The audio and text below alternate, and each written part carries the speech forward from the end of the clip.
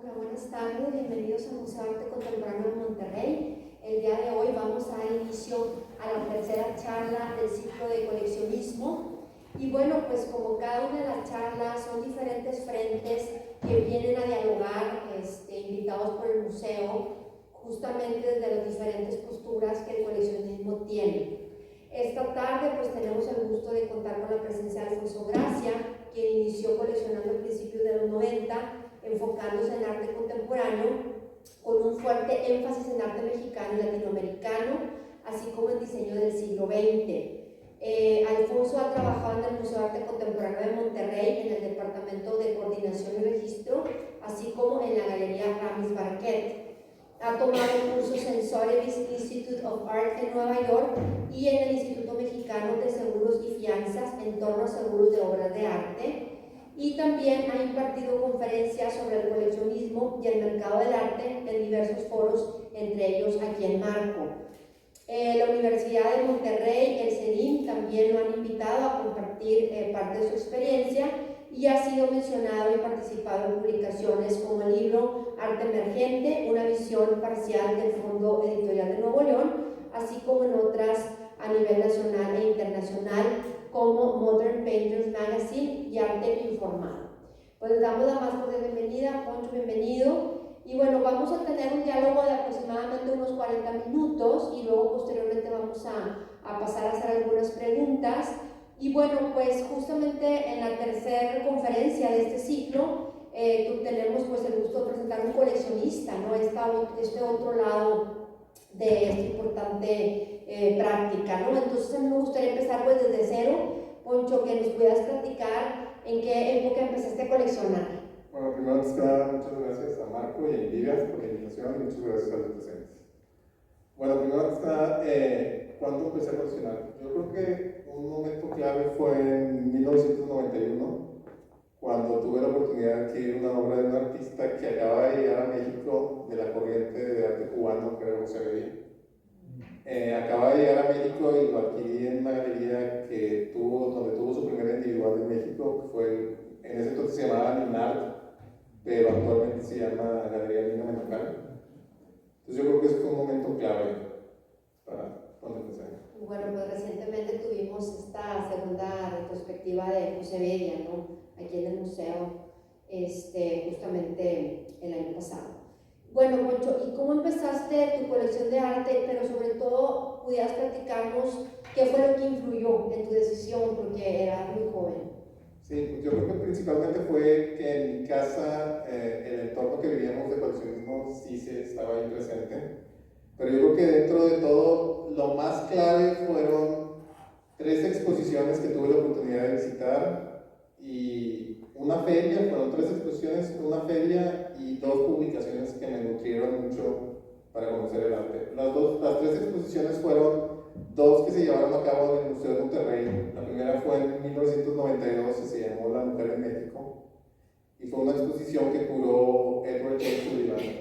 Y era importante porque abarcaba el punto de vista de las mujeres en el arte en México, a pesar de que la mayoría de ellas, muchas de ellas no habían nacido en México, pero estaban representadas Frida Kahlo, Lola Pérez Bravo, Olga Costa, María Izquierdo, y hasta abarcaba la corriente de artistas ya consagrados hasta las más emergentes en ese entonces como Laura Anderson o muchos otros, ¿no? Entonces esta exposición fue clave porque realmente me impresionó mucho, sobre todo porque en ese entonces, no como ahora que se trata más la temática de la mujer en el arte, en aquel entonces realmente fui bastante innovadora. Y otra exposición que también me llamó mucho la atención fue en 1992 en el mismo Museo Monterrey, una exposición que se llamó Si Colón Supiera. Si Colón Supiera, sí. Que fue una exposición que abarcaba instalaciones y performances que conmemoraban de alguna forma la llegada de Colón, los 500 años de la llegada de Colón a América. Y esa exposición en aquel entonces, por ejemplo, presentó el trabajo, yo creo que por primera vez, de en aquel entonces un artista joven que tenía 30 años, que era Gabriel Orozco, y presentó una obra que se llama La Piedra que Cede, que era un balón de plastilina que lo recorrió a lo largo de la ciudad y fue pues todo lo que se le iba pegando a la bola de plastilina y finalmente la dejó en las salas como una muestra, como una escultura, ¿no? Yo creo que fueron esas dos exposiciones y otra finalmente que no tuve oportunidad de verla, pero sí compré el catálogo, que se presentó en un espacio que existía en la Ciudad de México que se llamaba el Centro Cultural de Arte Contemporáneo. Y es una exposición que se llamaba Así está la cosa, instalación en América Latina, y que fue realmente para mí relevante. La curó Kurt Hollander, que era el director de esa institución, y se presentaron instalaciones de artistas que en aquel entonces eran emergentes, como, bueno, había cosas de, a ver, había obras de Cacho, había obras de los carpinteros, había piezas de Seido Meireles, una pieza muy famosa que son unos cubos de paja y están todos envueltos en un alambre de hilo de oro. Y también había obras de artistas en aquel entonces que eran muy jóvenes, como Cisco Jiménez, Paula Santiago, Tomás Gaspar. Entonces esas exposiciones fueron realmente me marcaron. Y también finalmente la feria, en 1998 me invitaron a una feria de arte contemporáneo que se llevaba a cabo en México, que era la Expo Arte Guadalajara. Y para mí fue, pues porque ahí conocí el trabajo de muchos artistas internacionales que eran emergentes. Y presentaban, por ejemplo, ahí se presentó el trabajo de Mauricio Catelán con una galería que en aquel entonces era desconocida, que era Emanuel Perrotín. Y también se presentó en aquel entonces una pequeña galería que llevaba 3 años exponiendo, que estaba en Santa Mónica, que se llamaba Blumen Po, que ahora se llama solamente Po. Y tenían un individual de un artista emergente en aquel entonces, que ahora es un ícono del arte contemporáneo, que es Yoshito Bonaro. Entonces, esos fueron esos, y 2 publicaciones que me nutrieron mucho porque me hacían ver lo que estaba pasando en el arte latinoamericano a nivel mundial. Una de ellas era la revista Poliéster, que era una revista que duró 9 años y que se publicaba en la Ciudad de México. Y la otra era otra revista que se llamaba Arte en Colombia y que finalmente cambió de nombre a Art Nexus, y que mostraba todo lo que estaba pasando de artistas latinoamericanos hoy en día, pero a nivel internacional. Entonces yo creo que eso fueron los 3 sí. momentos. Bueno, nos hablas un poquito que empiezas en los años 90, pero obviamente continúas a lo largo del curso del ciclo coleccionando. ¿Podrías platicar el periodo en el que está enfocada tu obra y cuáles son los formatos que prefieres? Pues como empezó en los 90, cuando empecé a adquirir obra, pues eran artistas que eran mucho más jóvenes que yo. Y después llegó un momento en que iban pasando los años y fueron contemporáneos. Y hoy en día pues ya son mucho más jóvenes, entonces son de los 90 hasta hoy en día.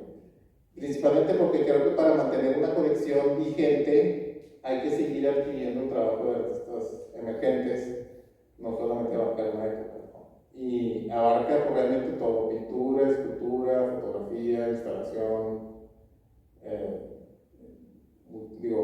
principalmente eso. Bueno, yo creo que poca gente sabe, pero tú fuiste considerado por la revista Modern Painters como uno de los coleccionistas más interesantes de arte contemporáneo menor de 50 años. ¿Nos podrías platicar un poquito por qué fuiste seleccionado en esta importante revista? Y también pues platicarnos si había otros mexicanos dentro de esta reconocimiento, de cierta forma, de editoriales, ¿no?, de arte. Sí, pues principalmente fue que recibí un correo de la editora en aquel entonces de la revista, donde me comentó que habían hecho ese artículo y donde me incluían.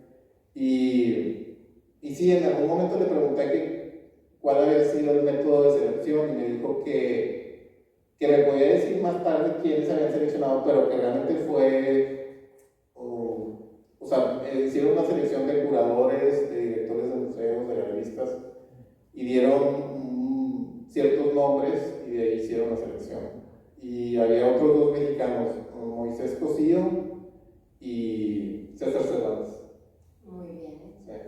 Excelente. Bueno, pues hablando un poco de estos lugares donde sueles adquirir la obra, directamente con el artista, en el estudio, en una feria, cuéntanos un poquito esos lugares en donde sueles adquirir esta obra de tu colección, o los lugares, ¿no? Normalmente son, digo, cuando los artistas no tienen representación, sí los contacto directamente, pero si no es a través de galerías que los manejan y en ferias de arte. Ahora que está muy de moda Saatchi Gallery Online, ¿no? No. Y bueno, cuéntanos un poco, estamos viendo en este loop de imágenes algunas piezas de la colección personal y nos gustaría que nos contaras cuál es el destino de las piezas, es para un uso privado, van a dar a exposiciones, cuéntanos qué hace un coleccionista una vez que adquiere estas piezas. Pues en mi caso yo creo que es para uso personal. Y sí, en determinado momento sí me han llegado a pedir piezas para exposiciones y digo, gustoso en tres partes, pero principalmente es para el uso personal. Muy bien, bueno, pues podemos ver en este look imágenes todo lo que él platica de los formatos, de las técnicas de los artistas, y bueno, que también vamos a tener oportunidad de ver estas piezas, o hemos tenido oportunidad de verlas en algunas exposiciones, tanto nacionales como internacionales. Y bueno, vamos a platicar un poco ahora sobre las nuevas generaciones de artistas, ¿no? Porque pues es un reto, ¿no? ¿Qué tanto conviene comprar arte emergente? Justamente la conferencia del miércoles pasado hablábamos de eso. Y bueno, pues hay muchas posturas, nos gustaría conocer pues de la voz de un experto qué tanto conviene el arte emergente, ¿no? Y qué pudiera hacer el arte emergente. Bueno, yo creo que bueno, las colecciones sin lugar a dudas se forman según el criterio de cada quien, ¿no? Hay personas que compran ya artistas consagrados y que se quieren concentrar en eso, o artistas que ya tienen una trayectoria ya muy establecida.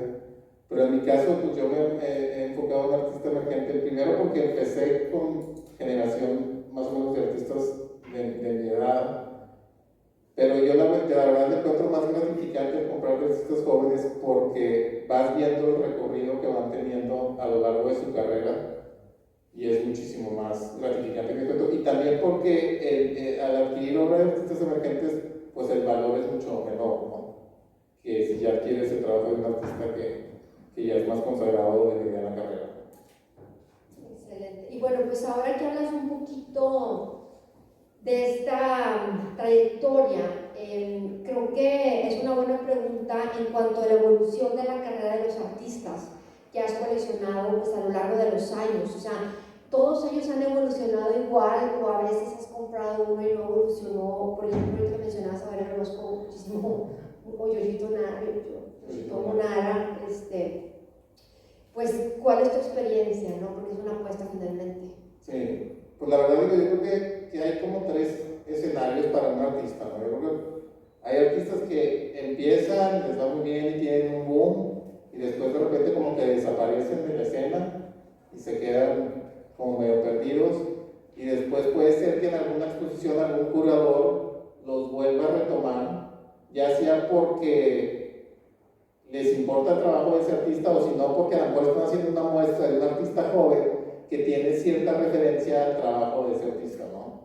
Ese es un caso. Y el otro caso puede ser también un artista que de repente pues desaparece de la escena. Por ejemplo, el caso de Pablo Santiago, ¿no? Que es un artista que tuvo mucho éxito y de repente ya se desapareció de la escena y ya nadie sabe nada de ella y dejó de producir.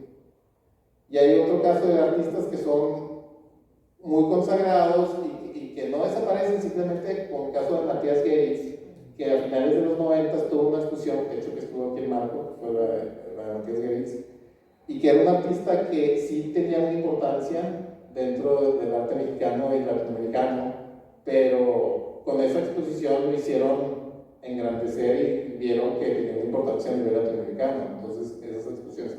Y hay otro caso de otros artistas que también como que de repente desaparecen, se dedican a otra cosa y después resurgen, como un artista que se llama Yolanda Gutiérrez que empezó en los 90s y fue muy como destacada en su momento porque trataba temas que tenían que ver con medio ambiente, utilizaba materiales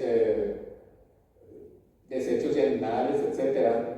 Y tuvo mucho éxito, incluso en París y en Europa y en Canadá, y de repente desapareció y hace como 10 años ya nada más se dedicó a hacer, más bien a hacer como un retiro de yoga, cosas como así de meditación, y me dio mucho gusto porque este año en la beca de los jóvenes creadores le acaban de otorgar la beca como escultura. Entonces eso da de que va a regresar otra vez a realizar obras. Es un periodo también probablemente de madurez de los artistas, esas etapas que van y aparecen y regresan y vuelven de pronto a una exposición, ¿no? Sí. También como lo que está haciendo mucho Proyecto Monclova, de recuperar artistas, por ejemplo, Helen Escobedo, ¿no? Correcto. De hecho, ahorita que mencionas el Proyecto Monclova, yo en los 90 tuve la oportunidad de adquirir una pieza de un artista que era muy importante en la generación de la ruptura, que era Fernando García Ponce, que realmente todo su trabajo se basaba principalmente en collage. Y fue un artista que marcó época y que fue muy importante, pero realmente no se le dio reconocimiento. Y hace 5 años, Proyecto Monclova, porque él ya había fallecido hace como 20 años, se encarga del stage del artista y le ha dado una proyección porque lo ha expuesto en ferias internacionales. Entonces, como que lo está volviendo a dar al mundo a conocer. Y junto con ellos, Helen Escobedo, como que se ha dedicado a esa galería a tomar el patrimonio de ciertos artistas que ya fallecieron y darlos a conocer, ¿no? Sí, sobre todo el modernismo, como Terrazas, que está actualmente en Bellas Artes y bueno, viene aquí al museo el próximo año. Pues muy interesante. Algo que creo que muchos del público que ha participado en las previas conferencias le pregunta al expositor qué consideraciones tomas en cuenta para adquirir. Ya comentaste por un lado tu experiencia personal, cierto conocimiento sobre el artista, pero luego hay ciertos coleccionistas como muy tradicionales, ¿no? Que piensan en el aspecto académico del artista, en la trayectoria, en la calidad o en el valor en el mercado también. En tu caso personal como coleccionista, ¿qué consideraciones tomas en cuenta, ¿no? Para compartir aquí con nuestros asistentes? Pues principalmente yo creo que es lo visual, ¿no? Que te llame la atención la pieza, y segundo, pues ya preguntar qué significado tiene, quién es el artista, y esa información te la puede dar ya sea el artista o el galerista, y ya después pues preguntar sobre dónde ha estado, dónde ha expuesto, cuáles son sus futuros proyectos, etc.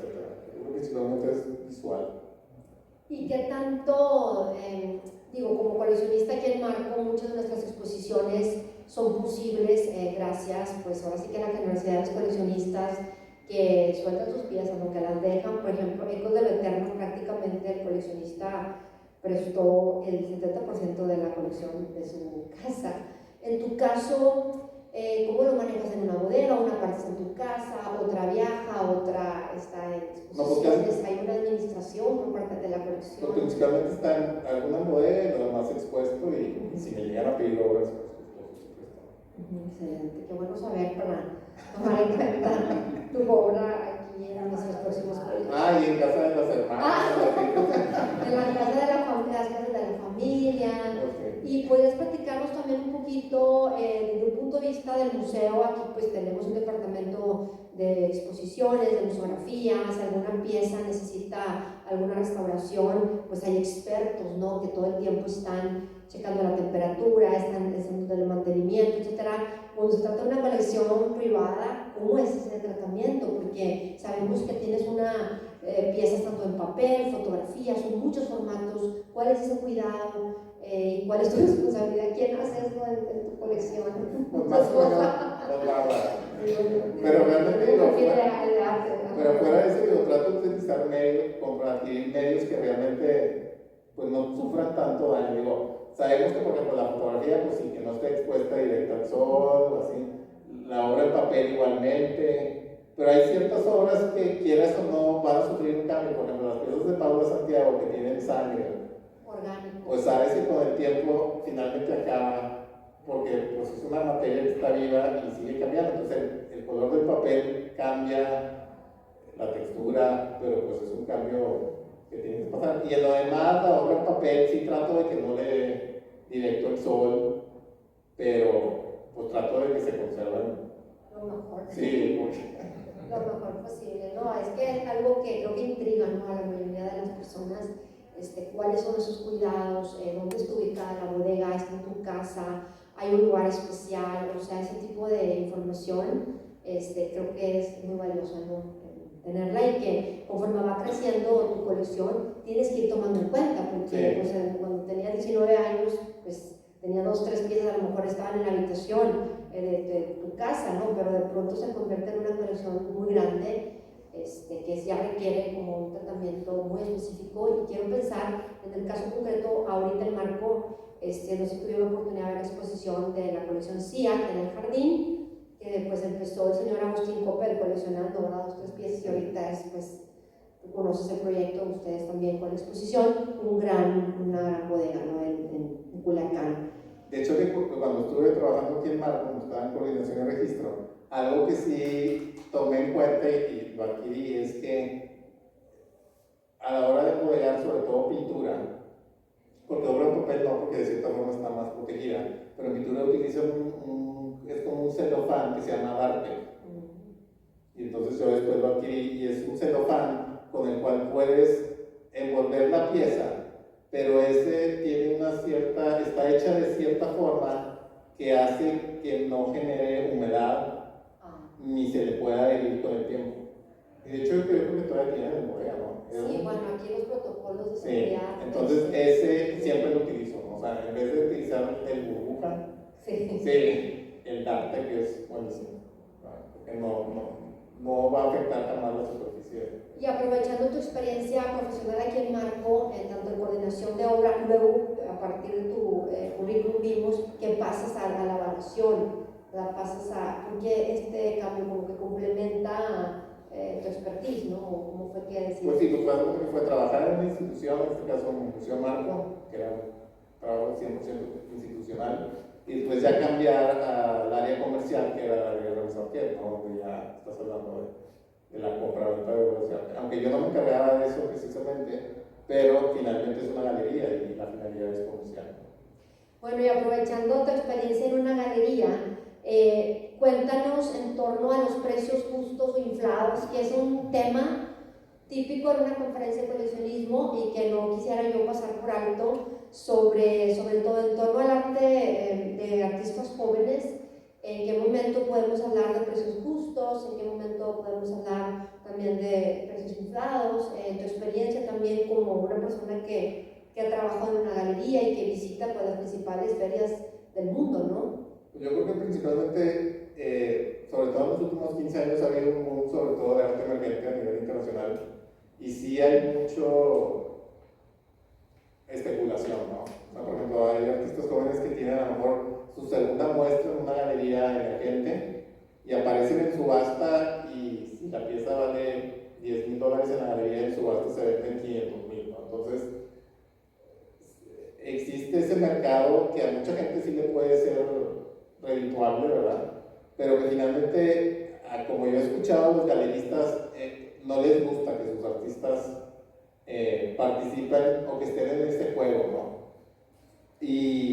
Pero normalmente lo que pasa es que, por ejemplo, si exponen una galería nueva durante 2 años y después alguien los pone en subasta y suben de precio, no precisamente esa pieza, al adquirirla en una exposición de ellos, vale lo que se pagó en subasta.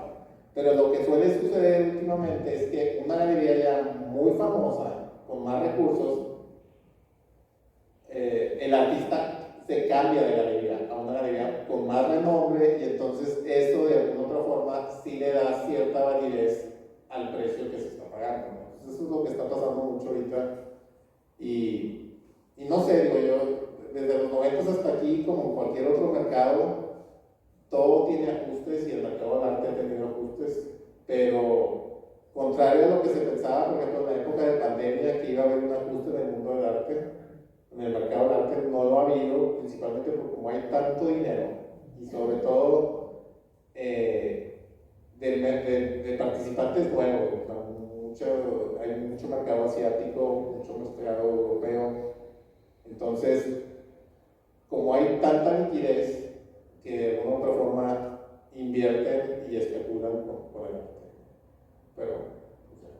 Pero finalmente creo que los artistas, digo, yo sí creo que va a haber un ajuste, no sé cuándo, pero sí creo que va a haber un ajuste. sobre todo los artistas emergentes en los cuales sí se especula mucho. Y entonces, esta actualización, tú la estás haciendo constantemente, tienes esta catalogación de artistas, estás observando en el mercado cómo van tu colección, tus inversiones en cierta forma, ¿no? Pues sí, digo, sí sigo el mercado, pero sobre todo como me enfoco más en artistas latinoamericanos, el mercado del arte latinoamericano como que es más pausado. A lo mejor el mercado internacional sí es más drástico, pero por ejemplo en el caso de Yoshitomo Nara, pues es un artista que ahorita está muy consagrado, pero estás hablando que se tardó 30 años. O sea, no fue de la noche a la mañana, ¿no?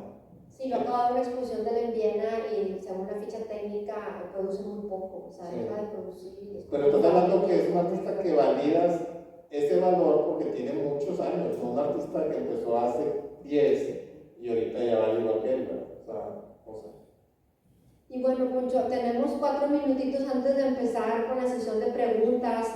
Los invito a que vayan preparando alguna pregunta que podamos hacerle a nuestro invitado. ¿Algún comentario que quisiera hacer para finalizar? Por ejemplo, sabemos que hay ciertos polos geográficos donde hay un boom de ferias de arte y que son destinos turísticos, culturales, también para la adquisición de obra. Sabemos que Art Basel surge pues, en Suiza, después surge en Miami, después surge en Hong Kong. Cuéntanos un poco, como un comentario también que pudieras agregar sobre estos nuevos polos, inclusive en Norte México, ¿no? Aquí. Sí, lo que pasa es que, por ejemplo, Art Basel, bueno, pues empezó en Basilea y es la feria más importante del mundo y sí, estaba dirigida principalmente en aquel entonces al mercado europeo y un porcentaje de coleccionistas, sobre todo norteamericanos, viajaban a Basilea, ¿no? Entonces se fueron dando cuenta que pues empezó a diversificar el mundo del arte, ¿no? Sobre todo el mercado. Entonces empezaron a abrir como sucursales, ¿no? Entonces siguieron abriendo, empezaron en el 2001, iban a inaugurar la de Art Basel en Miami, enfocada principalmente al mercado latinoamericano y más que nada para atraer a los coleccionistas latinoamericanos que no tuviesen que viajar hasta Basilea y que les quedara un poco más cerca, ¿no? Y finalmente porque esa feria, por estar en Miami, siempre estaba enfocado en gran medida a Latinoamérica, ¿no? Entonces, se iban a hablar en el 2011, en el 2001 y fue solo el 9-11 y se canceló, entonces se abrió en el 2002 y sigue vigente y hace como 6 años inauguraron otra feria de Art Basel en Hong Kong para abarcar el mercado asiático y el mercado también de Medio Oriente. Y acaban de, hace como 4 años, adquirieron la FIAC, la Feria de París, que tenía muchos años de existir, y entonces tienen otra que ahora se lleva a cabo en París para abarcar Europa, pero un poco con otra visión más contemporánea. Bueno, pues yo creo que ha sido súper enriquecedor los comentarios que nos has hecho. Me gustaría invitar al público a compartir alguna pregunta que les gustaría hacer. No sé, tenemos aquí, te paso el micrófono para que lo compartas nuestro comentario. Gracias. Aquí tenemos una pregunta. Hola, buenas tardes. Hola, buenas tardes. Muchas gracias por la charla. Hombre, gracias. ¿Hay más coleccionistas de arte contemporáneo además de ti en Monterrey? Sí, yo creo que sí lo hay. Lo que pasa es que, bueno, no digo, la verdad no me consta, pero lo que pasa es que la mayoría, muchos coleccionistas de aquí a lo mejor adquieren la obra a lo mejor de artistas más regionales, a lo mejor no tan latinoamericanos. Entonces yo, en mi persona, yo suelo adquirir artistas que a lo mejor no están tan en la mira a lo mejor localmente, ¿no? Son artistas que a lo mejor tienen más presencia en otros lugares de América Latina, pero sí, digo, hay más coleccionistas aquí, nada más que sí siento que en Monterrey precisamente es un mercado como que es mucho de modas, sí, o sea, que es el artista que está de moda y el artista que se está moviendo en cierta galería o el artista que tiene tal persona, yo también lo quiero, es como mucho de competir, y porque a mí me tocó una galería también, de eso, ¿no?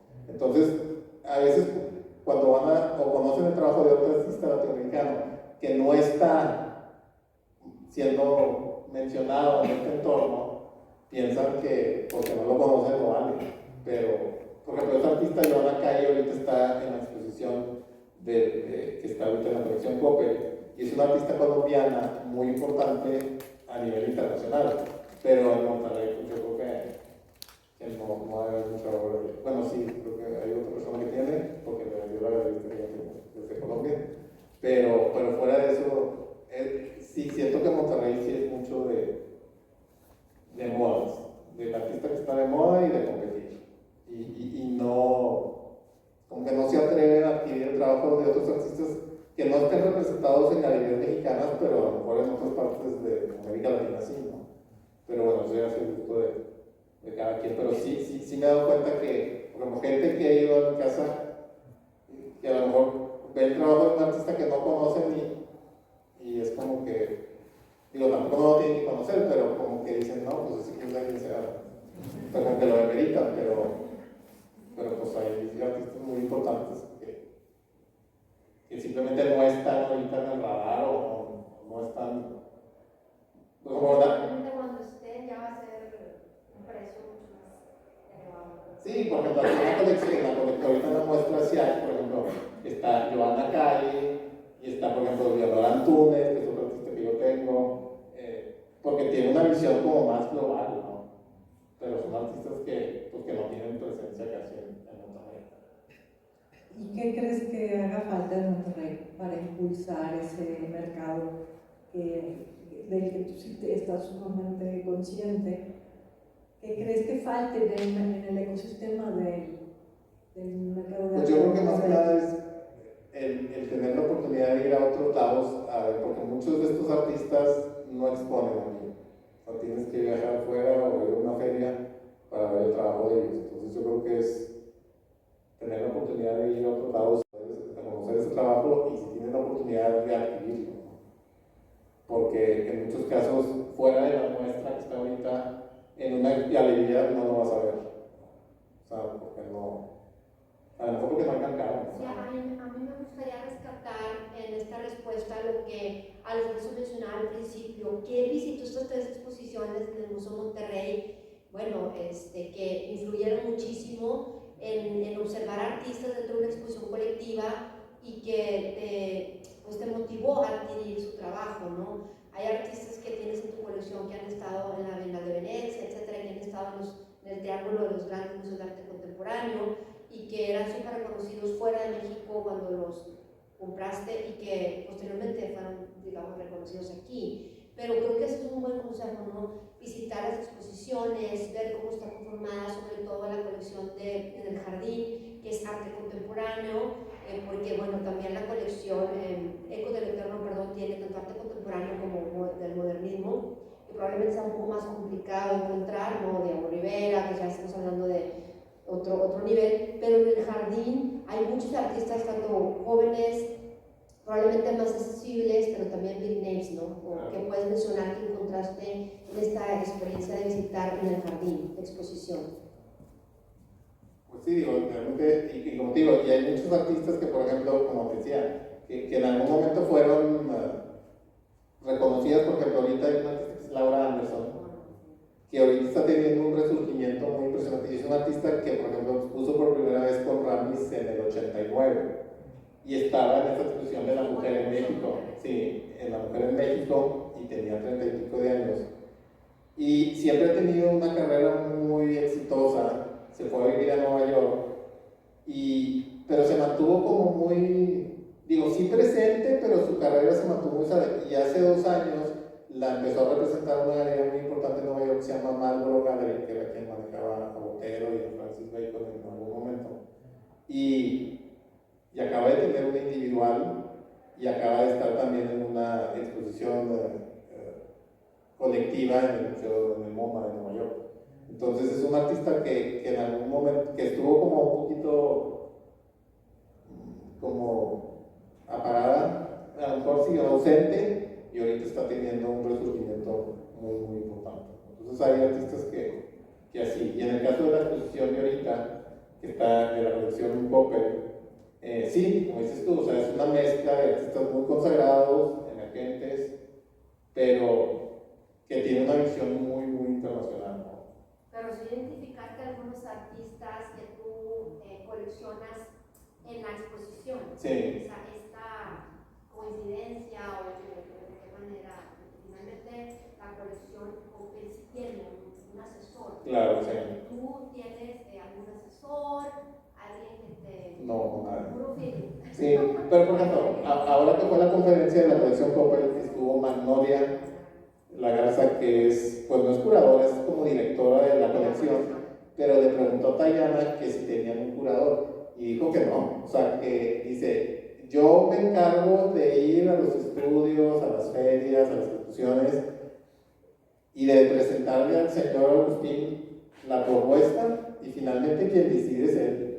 Dice, entonces, la colección Coppel no tiene un curador detrás, o sea, es él, su gusto personal, y yo simplemente estoy guiándolo, ¿no? De cierta forma, o como dice, a lo mejor él no tiene tiempo para andar en todos lados, pero yo me encargo de eso. Entonces, en ese caso, si es una colección a lo mejor como distinta, por ejemplo, la colección Pumex, que sí tiene asesores, porque, como dijo ella, o sea, es una colección muy personal y que se dio, ella dijo, de una forma muy orgánica de los intereses del Señor, ¿no? Entonces, finalmente, decía ella, yo presento las propuestas y él es el que acaba decidiendo si lo quiero o no quiero.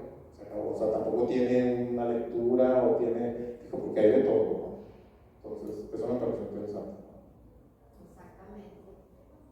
Aquí tenemos un tema.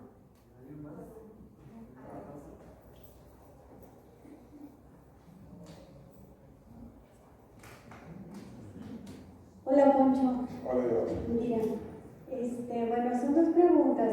La primera, ¿cómo consideras que la pandemia afectó el coleccionismo y a ti en lo particular? O sea, si decayó tu interés o dijiste, no, pues ya no voy a invertir o me voy a esperar, o las cosas se pusieron más baratas y estuvo súper bueno el momento a pesar del drama que vivíamos de salud. Y la segunda sería que nos platiques si tienes algunos intereses artísticos que te muevan ahorita. Pues mira, de lo de la pandemia, la verdad, es que estoy viendo lo que ahora. Yo había estado siempre en rejego a abrir Instagram. O sea, yo no quería Instagram, no, yo no. Entonces ahora dije, ay, ¿por qué no abres uno? Y bueno, me voy a abrir. Y ya doy cuenta que durante la pandemia valió porque como en pandemia, como casi no había exposiciones y todo, entonces muchos artistas emergentes pues utilizaban esa plataforma para presentar su trabajo. Entonces, pues esa fue la forma que compré bastante,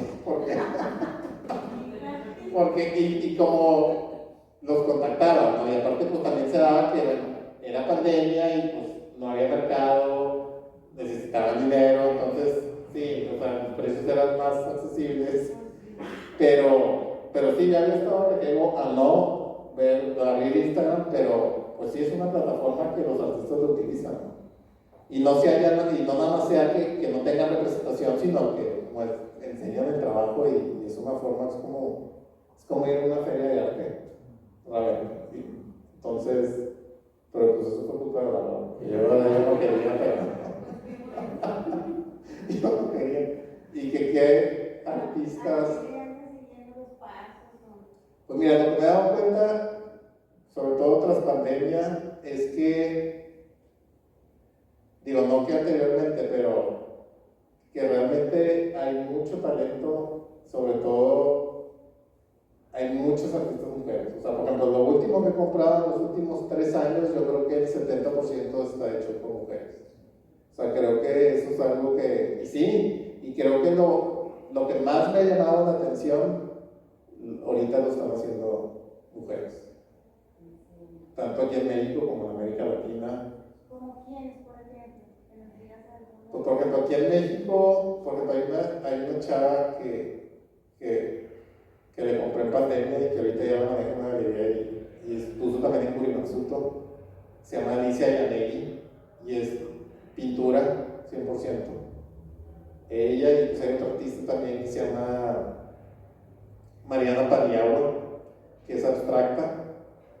Ella y pues hay otra ceramista que también compré en pandemia y ahorita ya acaba de tener un individual en el Armory Show en Nueva York, se llama Renata Peterson y ha tenido mucho éxito. Su obra es un poco fuerte porque trata temáticas, ella cuenta que lo que hace es sobre cerámica, dibuja y pinta, pero utiliza el soporte de la cerámica y trata temáticas fuertes, por ejemplo, que tienen que ver con la mujer o con acontecimientos recientes, sobre todo cosas que tienen que ver con la religión, que tienen que ver con temáticas así.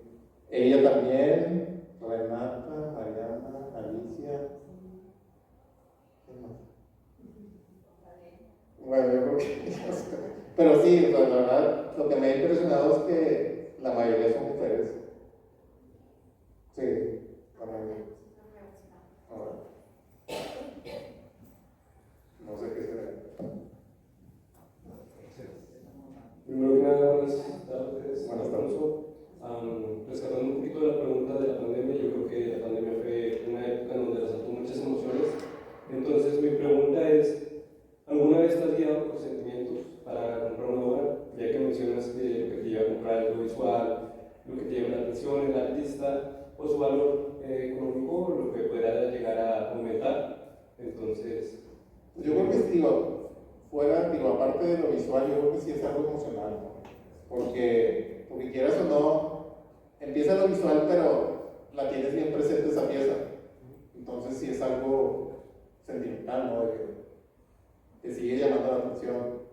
Entonces, pues sí, yo creo que también tiene que ver mucho con el sentimiento, ¿no? Sí, porque creo que actualmente a veces no nos queremos sacar ese sentimiento que tenemos dentro y lo compramos adjudicándolo a otra cosa, a otra, decir de que me pareció muy bonita y por eso, pero en realidad tienes un sentimiento de aprecio, de nostalgia, por ejemplo, y te lleva a comprarlo.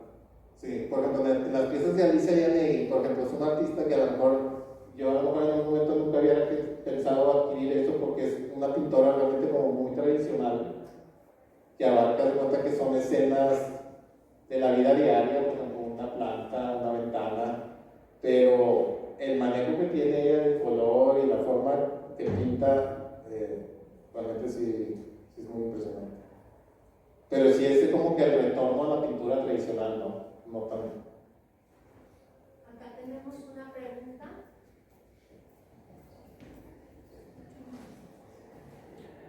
Hola, ¿qué tal? Hola, buenas tardes. Soy Kai. Muchas gracias por la charla, por compartirnos, ¿no? Como las experiencias que has tenido en el coleccionismo. Gracias. Tengo una duda. Ok, ya tienes este proceso como de selección, das el trabajo de acumularlo, coleccionarlo, conservarlo. ¿Qué es lo que va a pasar en el futuro con ese producto que has generado? Bueno, digo, y creo que va de la mano mucho del aspecto ya cuando entra pues la línea curatorial, la línea investigacional, el tema, los asuntos que te interesan. Igual y no es momento de que lo pienses, no de que lo hagas, pero ¿qué va a pasar? O sea, creo que le va a dar más valor, ¿no? Sí, buena pregunta. Yo la verdad no he pensado en eso y de hecho que es algo que estaba bien presente porque mi esposa ha estado diciendo que quiere hacer o sea, yo tengo muy presente lo que tengo y sé lo que tengo y tengo en la memoria, pero quiere ella hacer realmente un archivo de todo el acervo, pero como que estaba como medio rejego, no sé, como que siento que no sé, pero no sé, digo, finalmente yo creo que como siempre ha sido algo muy personal, nunca he tenido una afinidad ni de que exponerlo, ni de... A lo mejor en algún momento me gustó a lo mejor poder abrir un espacio, pero no sé.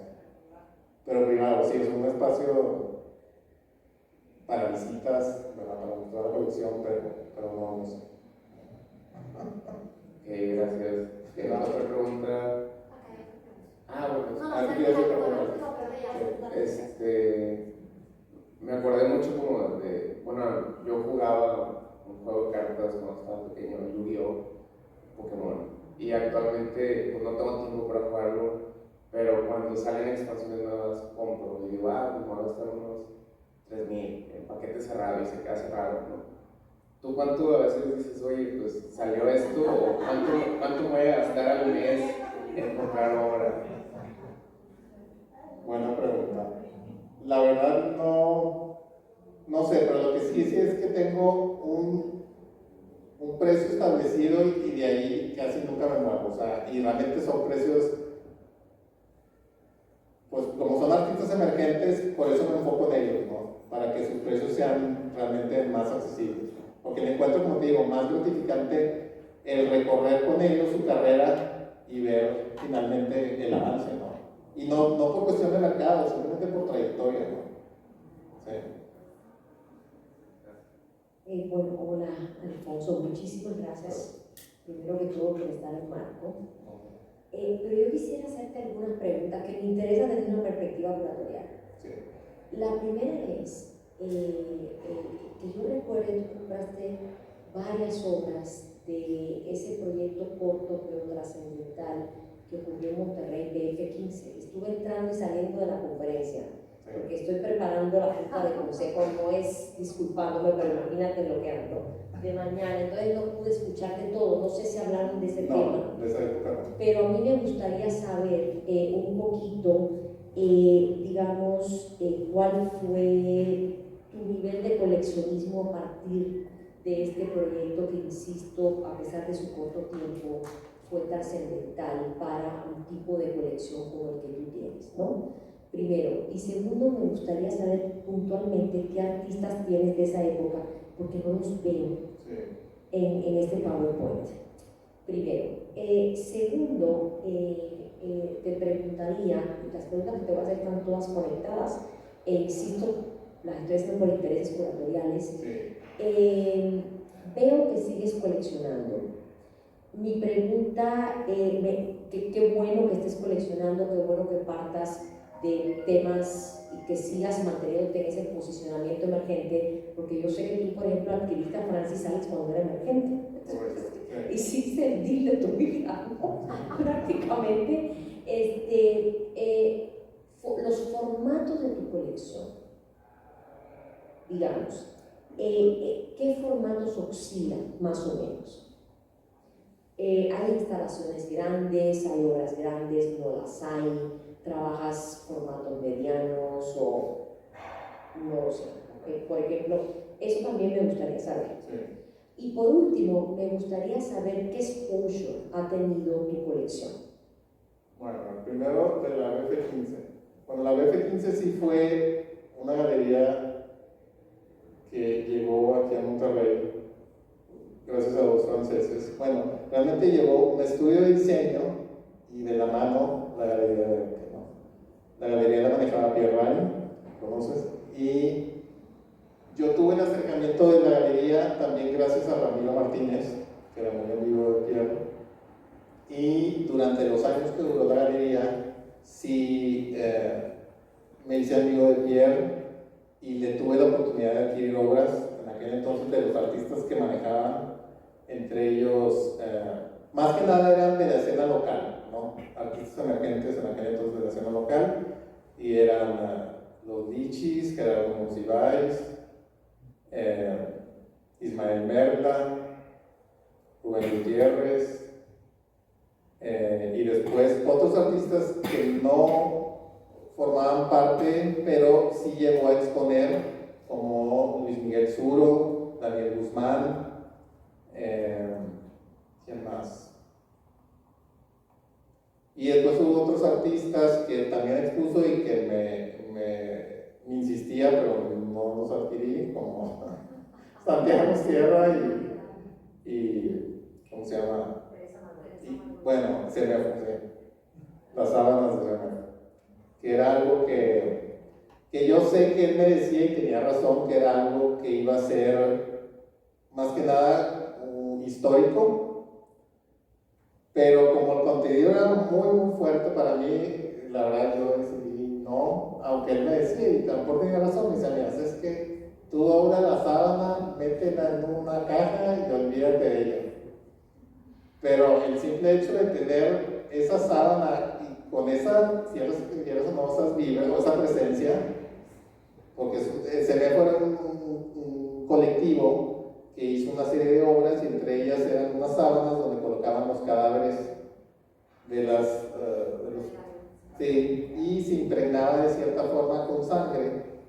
Y Pierre Ryan en la Galería RF15 tuvo una exposición donde tuvo 3 de esas sábanas y simplemente lo que hizo fue montarlas en un bastidor y era como una pintura, pero tú veías el contorno de la figura con la sangre. Entonces Pierre sí insistía, ¿sabes qué? Es que sí, dije, es que... Entonces me decía, mira, te la desmonto, la doblas, la pones en una caja y te olvidas.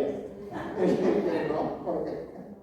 Pero bueno, y después Pierre en algún momento sí me dijo que se fue sí muy triste de la ciudad de Monterrey porque encontró que no hay un mercado, o sea que por más promoción que hacía, no existía un mercado. Y de hecho que me dijo, realmente los únicos que me compran, dice, es Ramiro, Mentor, Tijerina y tú. Dijo, la verdad, o sea, ustedes 3 son los que mantienen la galería. Digo, fuera de eso. Pero ¿qué obras pasaron a tu colección de ese proyecto de galería? De Ismael Merla, de Lorenzo Ventura, ¿vale? ¿Las bombas? Tengo 2 fotografías de bombas. Okay. De Merla tengo también unos collages.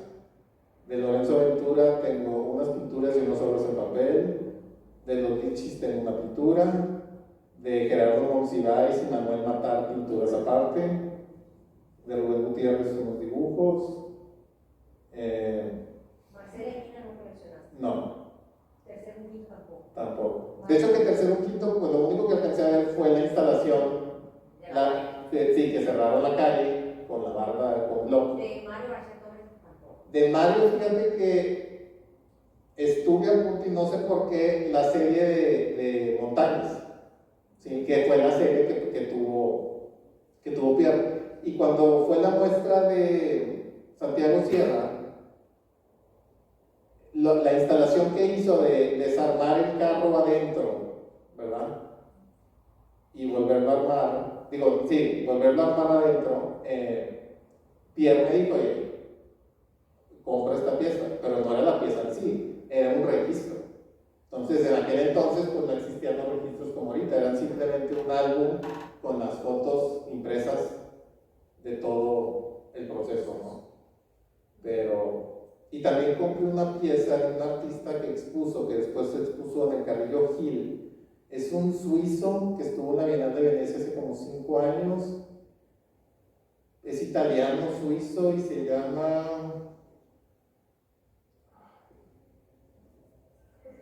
Bueno, después te doy el nombre, pero lo expuso y hizo unas instalaciones que eran como unos robots y unos dibujos.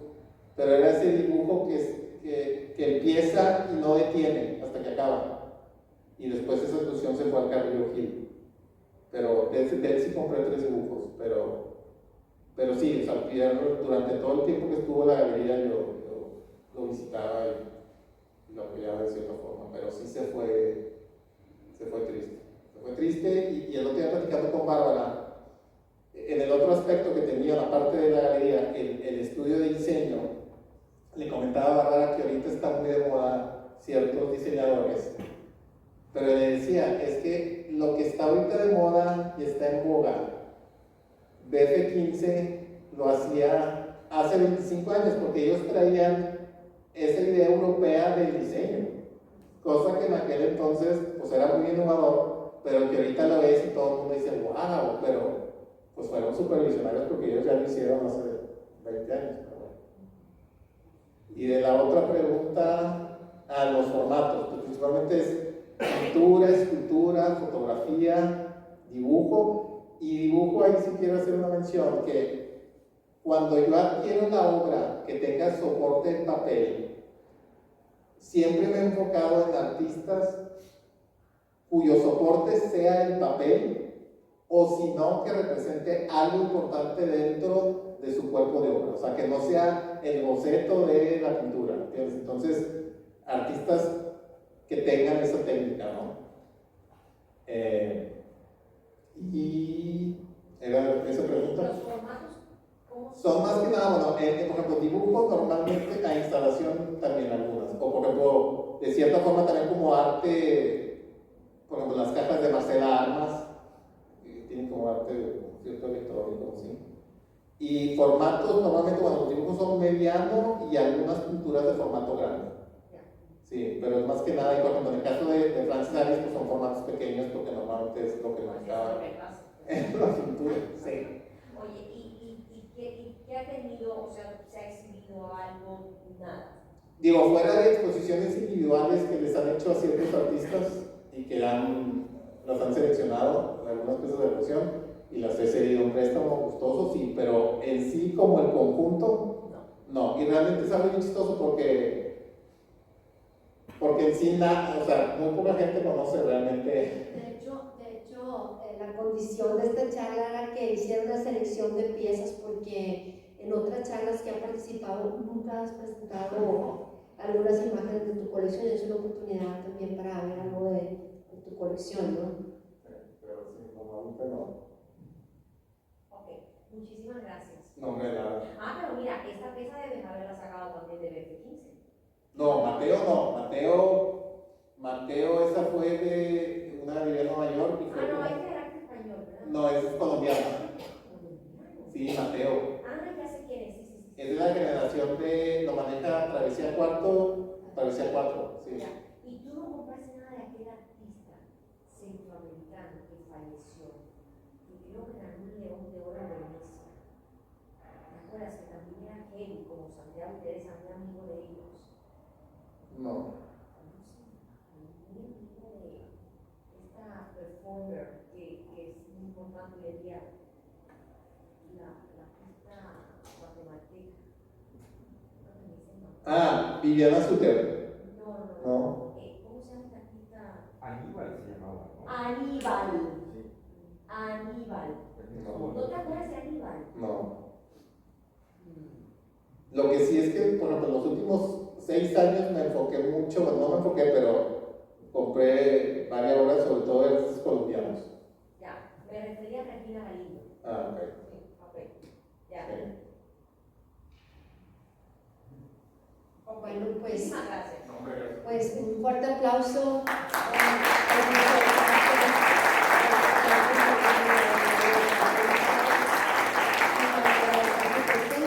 Los invitamos a recorrer las exposiciones en el jardín, Ecos de lo Eterno, así como en el segundo piso Pico y Eroto de Damián Ortega. Y bueno, nuestra última charla del ciclo, el próximo miércoles a las 5 de la tarde, contaremos con la presencia de Isa Castilla, fundadora de la Feria Material. Gracias, buenas tardes.